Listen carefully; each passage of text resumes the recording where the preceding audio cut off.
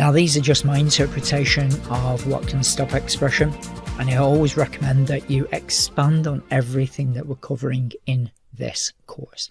So I put this picture here because it represents one person speaking and they've got some vibration in their voice. As you can see, this yellow speech bubble, and the other person there is trying to talk, but there's no substance in what they're saying. Now, every person alive has something that they can share. Every person alive is important. Every person has a valuable view. But if we don't express ourselves, or we believe that we are worth less, or not good enough, or that we are a burden in some way, or that our opinion doesn't mean anything, then we won't express ourselves. And these are the three areas which I believe are the main areas. Firstly, we have what's known as a stiff upper lip attitude. And this is to restrict the expression of emotion when we feel upset or overwhelmed. Now, have you ever been in that situation where you're feeling upset or overwhelmed in some way, shape and form? Or it could be that you're feeling real joy and you're feeling really happy and you want to share that emotion, but you may have been taught to be quite stoic, be very serious, and showing emotion in some way is weird, or people will judge you in some way. So you'll be really calm all the time. Or if you've ever met those people, they never really seem to have any emotion. They seem quite almost serious all the time. But that's not human. It's not healthy just to be very serious all the time, as you're going to see with the piano analogy as we get further into this course. So the first thing that could happen is that we've been taught to be very serious, and that showing emotion is somehow wrong in some way. And this could be taught to us by adults, whether that be our parents or teachers, who feel maybe self-conscious about expressing themselves. So they teach us to be very serious because they don't want us to get hurt what they may have experienced in their own life. Now, the second area that we're going to look at is toxic guilt and shame. Now, this is a huge and vast area, and in my opinion is basically everything of what stops people from truly expressing themselves. Now, this is the wounded self-image. If we ever have low self-esteem, if we ever look in the inner mirror and see somebody who is not good enough in some way, or is a burden on other people, or is not good enough and people won't like us, even though we might know that we are good enough and that people do like us, we also have this dualistic belief that we're not good enough in some way. That's where toxic guilt and shame are playing themselves out. Guilt is a feeling that I've done something wrong. That's our actions, and that other people might be unhappy with what we've done.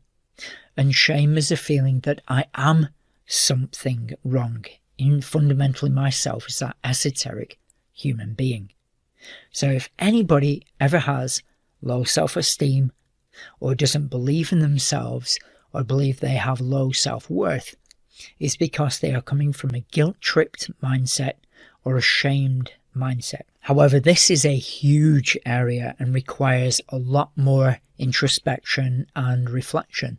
But I'm only going to give you an introduction to it here on this course because it would take literally hours and hours and hours to fully explain.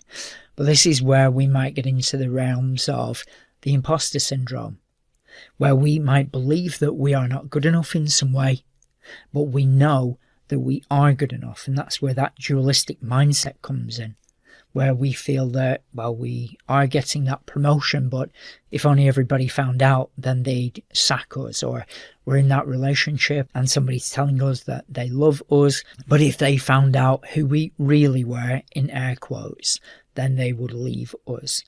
But this is who we believe we are compared to who we actually are. And the two are very, very different.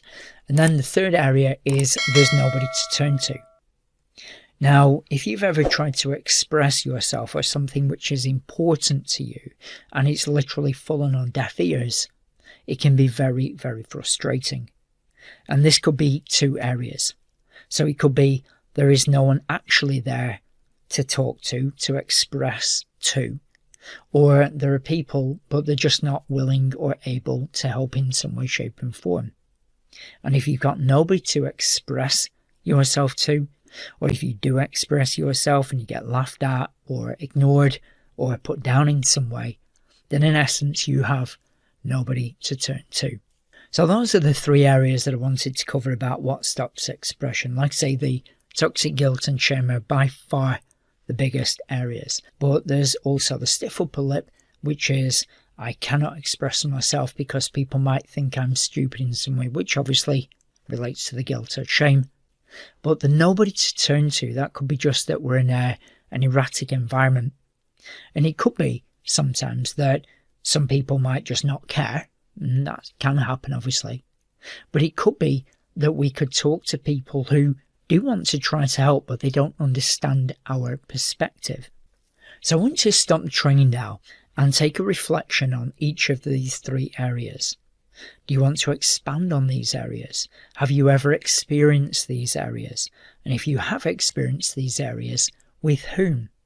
Or which situation? Was it in your work life? Was it in your relationship? Was it with your children? Was it in your social life in some way? Stop the training now and have a reflect on these areas, and when you've done that,